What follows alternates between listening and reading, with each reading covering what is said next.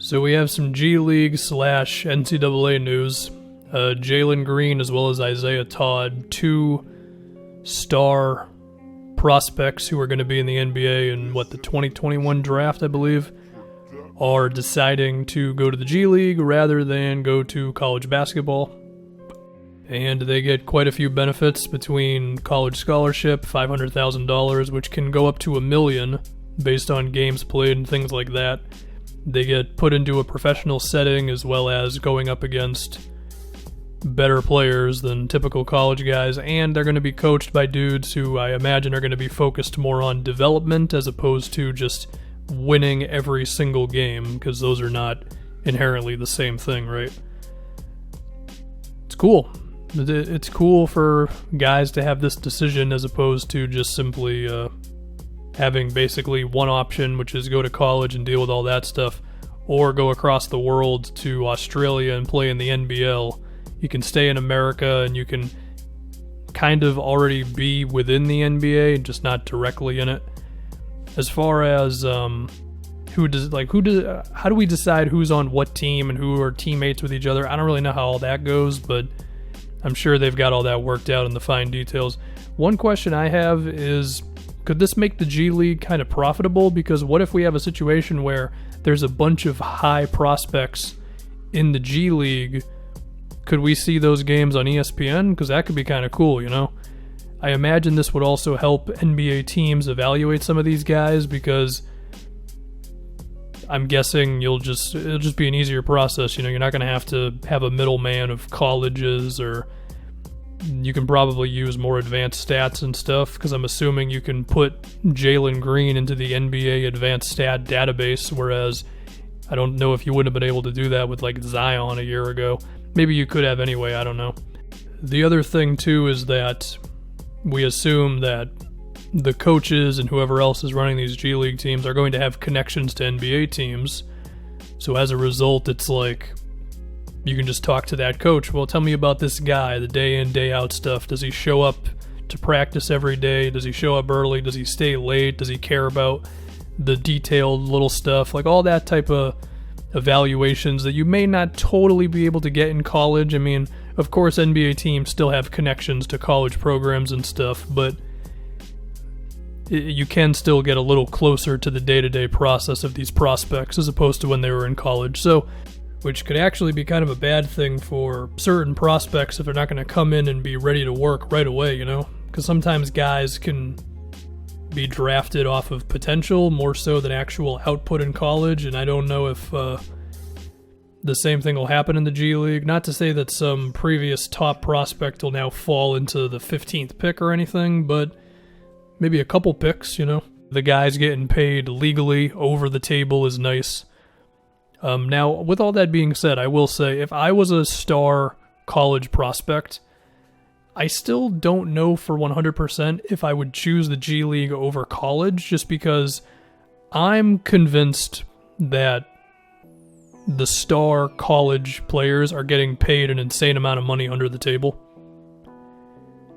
Like, if you told me right now that Zion ended up with $2 million in some way from Duke, I wouldn't be surprised, you know? And to me, it would just come down to the money. I mean, if I was going to get more money going to college as opposed to the G League, I'd go to college for a year. But I don't know how much dudes are getting paid. I remember there was a thing about DeAndre Ayton made $100,000 from Arizona.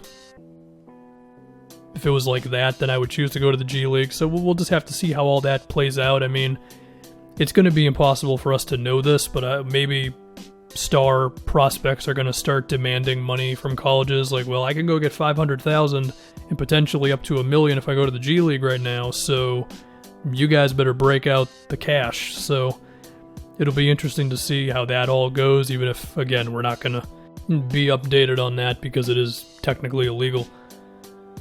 So, I don't know. We'll just have to see how star players go about it after this. And, I mean, Jalen Green and Isaiah Todd and potentially other dudes could be the kind of the gateway dudes for this whole thing. Now, as far as predicting how this is going to affect the actual players, I mean, the talent of the players at the end of the day is going to be the biggest thing, of course, but You take a guy like Jalen Green, who I know absolutely nothing about other than that he's 6'5" and weighs 175 pounds. Is there a chance that Jalen Green would not average as many points in the G League as he would in college? Potentially, but even then, like, I imagine the G League will look like an NBA game with more spacing and three-point shooting, so in that sense, potentially.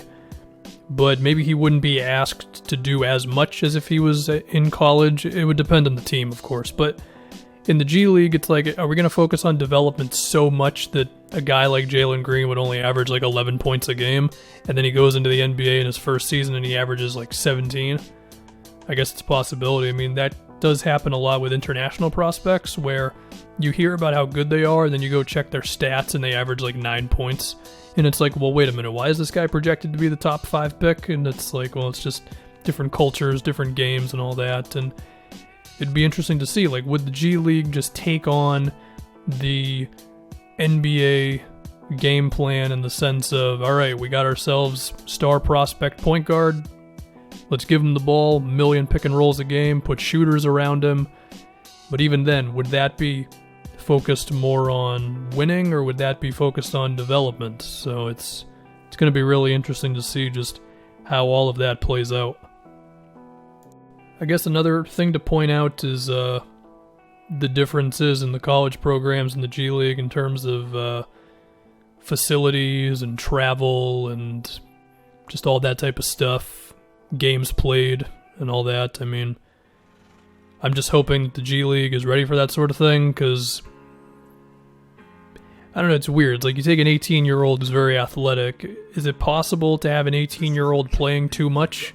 I think we would agree that they could certainly play more games than they do in college. I mean, it's 30 games, and then if you make the tournament, it's at the most another, 6 games, 5 games, whatever it is off the top of my head. So you could probably fit more into the G League. I mean, would we see load management in the G League? I mean, I don't know. I guess it's a possibility. I mean, if development is the number one thing, then I assume we're not going to be seeing a situation where a player fights to get back for a game in the third round of the NCAA tournament or something, or maybe their team is right in the middle of the conference tournament, and it's like, well, if we don't get him back right now, then we could end up not making the tournament, or we might get a lower seed, so you throw him in there early. It's all different possibilities, and it'll be interesting to see how it plays out. I guess I can spend a little bit of time on how this could affect college sports, besides the obvious of them just losing out on certain players.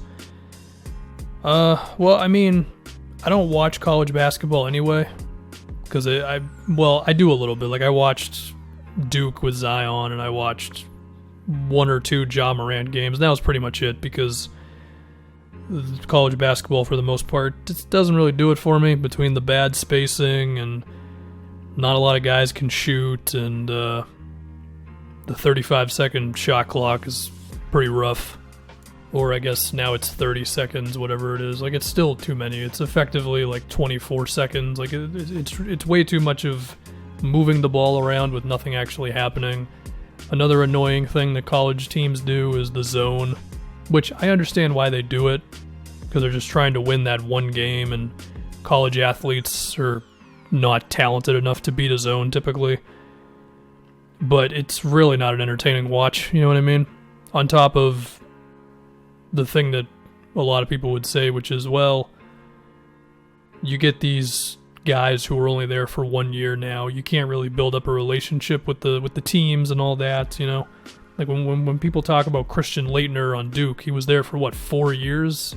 I mean, basically a half decade of your life consisted of Christian Laettner being on the same college basketball team. So it gave each team more of a personality, right? And that's never going to be a thing again. And personally, I don't care. But for people who are into college basketball, I mean, I don't know. I feel like if you're into college basketball, you're into it because it's where you live in the United States, or you went there, you went to a college, or someone went there. Like, I feel like the people who are really all in on college basketball are not going to stop caring because of star players not being there. I just don't think that's the culture of what college sports is, you know?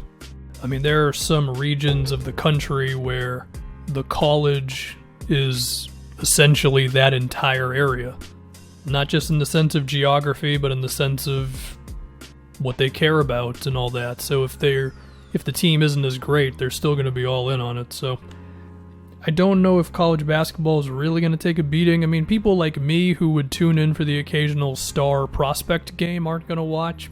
And perhaps that's a lot of money lost for the NCAA, but I don't really know. So that's what I got. I guess the things to take away from this is, in terms of how it affects our day-to-day basketball stuff, college basketball might be a little less interesting, but it could make the G League kind of cool. I mean, Summer League is at least somewhat exciting to watch, and the G League could be kind of a similar thing to that. And I mean, hell, are we going to get some Jalen Green versus Isaiah Todd G League game on ESPN at some point? I mean, that'd be probably pretty cool. So, yeah.